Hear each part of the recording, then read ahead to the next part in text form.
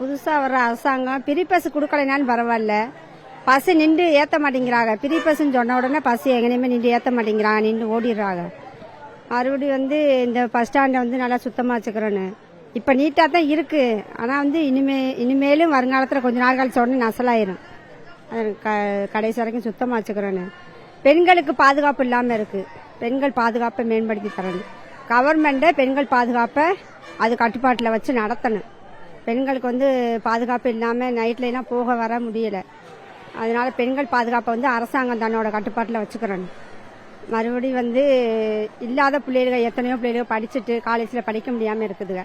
அதுகளுக்கு முன்னுரிமை கொடுத்து ஸ்காலர்ஷிப் கொடுத்து படிக்கிறதுக்கு பெண்களுக்கு உரிமை கொடுக்கணும். அப்போ தான் பொம்பளை பிள்ளைகள் நாங்கள் படிக்க வைக்க முடியும். இந்த என்ன கோட்டான்னு சொல்றாங்க, எஸ்சி கோட்டா அந்த கோட்டா, அந்த பிள்ளைகளுக்கு மட்டும்தான் ஸ்காலர்ஷிப் தர்றாங்க. நாங்கெல்லாம் எம்பிசி, எங்களுக்கும் ஸ்காலர்ஷிப் தந்தாத்தான் நாங்களும் பிள்ளைகளை படிக்க வைக்க முடியும். அந்த அளவுக்கு இல்ல, அந்த அளவுக்கு எங்களுக்கு இன்னும் இல்லையே.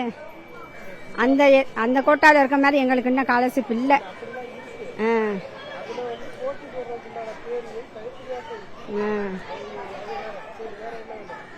வேற என்ன வேணும்னா, இந்த இல்லாத பிள்ளைகளை படிக்க வைக்கிறதுக்காக வேண்டி கவர்மெண்ட் எங்களுக்கு நல்ல ஒத்துழைப்பு தரணும். நாங்கள் எந்த கவர்மெண்ட் எங்களுக்கு அந்த மாதிரி நான் சொன்னதெல்லாம் நடத்தி தருதோம் அப்படின்னா, நாங்கள் பெண்கள் நாங்கள் அவங்களுக்கு ஓட்டு போடுவோம். இனிமேல் அரசாங்கத்துக்கு மக்களுக்கு சேவை செய்யணும், அவ்வளோதான். மக்களுக்கு சேவை செய்யணும்னா லஞ்சம் கிஞ்சம் வாங்கக்கூடாது. எல்லா மக்களையும் ஒரே மாதிரி பார்க்கணும்.